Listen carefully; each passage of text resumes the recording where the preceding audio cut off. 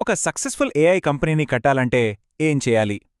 ఒక సింపుల్ ఐడియాని ఏకంగా $650 మిలియన్ కంపెనీగా ఎలా మార్చారు? కేస్టెక్స్ట్ ఫౌండర్ అనుభవం నుంచి వచ్చిన ఆ ప్లేబుక్ ఏంటో ఈ విశ్లేషణలో చూసేద్దాం. అవును, మీరు కరెక్ట్గానే చూస్తున్నారు. $650 మిలియన్. ఇంత భారీ మొత్తం క్యాస్టెక్స్ట్ అనే ఒక ఏఐ లీగల్ అసిస్టెంట్ కంపెనీని అమ్ముతే వచ్చిన డబ్బనమాట. అంటే ఈ ఒక్క నంబరు చాలు మనం ఇప్పుడు మాట్లాడుకోబోయే స్ట్రాటజీ ఎంత పవర్ఫుల్ అనేది చెప్పడానికి. ఈ మాటలు చెప్పిందెవరో కాదు, కేస్టెక్స్ ఫౌండర్ జేక్ హెల్లర్. భవిష్యత్తులో మనం ఎంత గొప్ప విషయాలు సాధించగలమో ఈ మాటలు మనకు గుర్తు చేస్తున్నాయి. ఏఐతో అద్భుతాలు చేయొచ్చనే ఒక నమ్మకాన్నిస్తున్నాయి. సరే, మరి ఆ $650 మిలియన్ ఏఐ ప్లేబుక్ ఏంటో లోతుగా చూద్దాం. ఒక వరల్డ్ క్లాస్ ఏఐ కంపెనీని కట్టాలంటే ముఖ్యంగా 3 కీలకమైన స్టెప్స్ ఉంటాయి. ఓకే, సో ఈ ప్లేబుక్లో 3 భాగాలున్నాయి. మొదటిది ఒక ఐడియాను వెతకడం, రెండోది దాన్ని పక్కాగా నిర్మించడం, ఇక మూడోది దాన్ని మార్కెట్ చేసి అమ్మడం. రైట్, పార్ట్ 1తో స్టార్ట్ చేద్దాం. ఒక మంచి ఐడియాని ఎలా పట్టుకోవాలి, అసలు ఆ $1 బిలియన్ ఐడియాలు ఎక్కడ దొరుకుతాయి? ఇదివరకు స్టార్టప్స్లకు చెప్పే సలహా ఒకటే, జనాలకి ఏం కావాలో అది తయారు చేయండి అని. కాని ఏఐ ప్రపంచంలో అసలు జనాలకి ఏం కావాలో మనకెలా తెలుస్తుంది? టెక్నాలజీ ఇంత వేగంగా మారుతున్నప్పుడు వాళ్ళ అవసరాలు ఎలా కనిపెట్టాలి? దీనికి హెల్లర్ చెప్పే సమాధానం చాలా సింపుల్, కానీ చాలా పవర్ఫుల్. కొత్తగా ఏదేదో ఊహించుకోక్కర్లేదు. జస్ట్ జనాలు వేరే వాళ్లకు డబ్బులిచ్చి ఏ పనులు చేయించుకుంటున్నారో చూడండి, చాలు. అసలైన ఏఐ అవకాశాలన్నీ అక్కడే దాగున్నాయంట. సో ఈ అవకాశాల్ని 3 కేటగిరీలుగా చూడొచ్చు. మొదటిది అసిస్టెన్స్, అంటే ఒక ప్రొఫెషనల్కి వాళ్ల పని ఇంకా బాగా చేయడానికి హెల్ప్ చేయడం. రెండోది రీప్లేస్మెంట్, అంటే ఆ పని మొత్తాన్ని ఆటోమేట్ చేసేయడం. ఇక మూడోది ద అన్థింకబుల్, అంటే ఇంతకుముందు ఖర్చు వల్లగాని స్కేల్ వల్లగాని అస్సలు సాధ్యం కాదు అనుకున్న పనుల్ని ఇప్పుడు చేసి చూపించడం. చూడండి, ఏఐ వస్తే ఉద్యోగాలు పోతాయనే భయం అందరిలోనూ ఉంది కదా.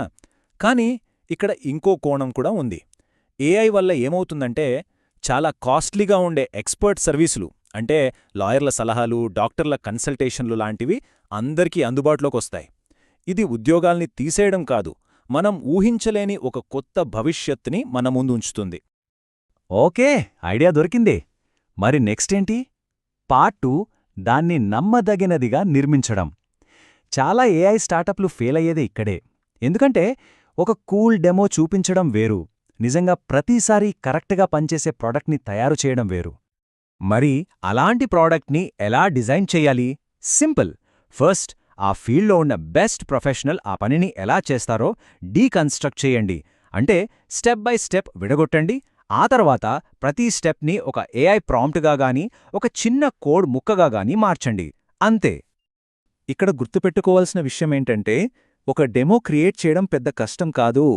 అసలైన కష్టమేంటంటే దాన్ని ప్రతిసారీ స్థిరంగా కరెక్ట్గా పనిచేసేలా చేయడం. ఇక్కడే ఎవాల్యుయేషన్స్ అనే కాన్సెప్టు వస్తుంది. ఎవాల్యుయేషన్స్ అంటే ఎవాల్యుయేషన్స్ అన్నమాట.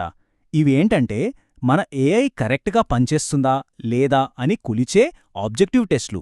ఈ ఎవాల్యుయేషన్స్ అనే సీక్రెట్ వాడే యాక్యురసీని 60% నుంచి 97%కి తీసుకెళ్లగలుగుతాం. ఈ చార్ట్ చూస్తే క్లియర్గా అర్థమవుతుంది. ఒక కూల్ డెమో ఇచ్చే యాక్యురసీ మహా అయితే 60% ఉంటుంది. కానీ కేవలం 2 వారాలు ఎవాల్స్ మీద కష్టపడితే చాలు, అదే ప్రోడక్ట్ ఏకంగా 97% యాక్యురసీకి చేరుకుంటుంది. ఈ కష్టపడే తత్వమే విన్నర్స్ని మిగతా వాళ్ల నుంచి వేరుచేస్తుంది. దీని గురించి హెల్లర్ ఏమంటాడంటే, విజయానికి కావాల్సిన అతిపెద్ద క్వాలిఫికేషన్ ఏంటో తెలుసా? ఒకే ఒక్క ప్రాంప్ట్ మీద 2 వారాలు నిద్ర లేకుండా పనిచేయడానికి సిద్ధంగా ఉండడం. ఇది ఎంత పవర్ఫుల్ స్టేట్మెంటో చూడండి. ఓకే, ఇప్పుడు మనం ప్లేబుక్లో ఆఖరి భాగానికొచ్చేశాం. Part 3, market and sell. చాలామంది స్టార్టప్లు దీన్ని లైట్ తీసుకుంటాయి, కానీ మీ టెక్నాలజీని ప్రపంచానికి నమ్మించి అమ్మడం అనేది చాలా కీలకం. ఇక్కడ చాలామంది వీసీలు చెప్పేదానికి హెల్లర్ కొంచెం డిఫరెంట్గా చెప్తారు. ఆయన ఏమంటారంటే, మార్కెటింగ్ సేల్స్ కోసం చెయ్యాల్సిన అతి ముఖ్యమైన పని ఒకటే, ఒక అద్భుతమైన ప్రాడక్ట్ని నిర్మించడం. మీ ప్రాడక్ట్ బాగుంటే అదే బెస్ట్ మార్కెటింగ్. సో అమ్మకాల కోసం 3 ముఖ్యమైన ప్రిన్సిపల్స్ ఉన్నాయి.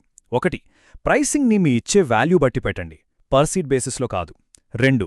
Head to head comparisons pilots ద్వారా కస్టమర్లలో నమ్మకాన్ని పెంచండి. 3. కస్టమర్ మీ ప్రొడక్ట్ని నిజంగా వాడుతున్నారో లేదో చూడండి. చెక్ తీసుకున్నంత మాత్రాన సేల్ అయిపోయినట్టు కాదు. ఇందాక చెప్పిన చివరి పాయింట్లో ఒక పెద్ద ట్రాప్ ఉంది. అదే పైలట్ రెవెన్యూ, అంటే ట్రయల్ పీరియడ్స్ నుంచి వచ్చే డబ్బు. ఈ డబ్బుని చూసి చాలా స్టార్టప్లు మోసపోతాయి. ఆ ట్రయల్స్ లాంగ్ టర్మ్ కాంట్రాక్ట్లుగా మారకపోతే ఆ రెవెన్యూకి అసలు విలువే లేదు. అంటే మనం గుర్తుపెట్టుకోవాల్సిందేంటంటే, మీ ప్రాడక్ట్ అంటే కేవలం స్క్రీన్ మీద కనిపించే పిక్సెల్స్ కాదు. అది మీరిచ్చే ట్రైనింగ్, మీ సపోర్ట్, దాని చుట్టూ ఉండే మొత్తం హ్యూమన్ ఎక్స్పీరియన్స్, అదంతా కలిస్తేనే మీ ప్రాడక్ట్. సరే, అంతా బానే ఉంది. కానీ ఇప్పుడు అందరూ ఒకే రకమైన ఏఐ మోడల్స్ వాడుతున్నారు గదా. మరి అలాంటప్పుడు కాంపిటీటర్స్ నుంచి మనల్ని మనం ఎలా కాపాడుకోవాలి? మన డిఫెన్స్ ఏంటి? దీనికి సమాధానం చాలా సింపుల్. ఆ ప్రాసెస్సే మన డిఫెన్స్. అంటే దాన్ని సరిగ్గా నిర్మించడంలో ఉండే కష్టమే మన రక్షణ. ఆ కష్టాన్ని, ఆ ప్రాసెస్ని ఎవ్వరూ కాపీ చేయలేరు. అదే మన ప్రత్యేకత. మరి ఈ విశ్లేషణని ఒక చివరి ప్రశ్నతో ముగిద్దాం. చాలామందికి ఉన్న ఒక పెద్ద సమస్యని మీరు ఎలా సాల్వ్ చేయగలరు? ఒక్కసారి ఆలోచించండి. బహుశా మీ నెక్స్ట్ $1 బిలియన్ ఐడియా ఆ సమాధానంలోనే దాగి ఉండొచ్చు.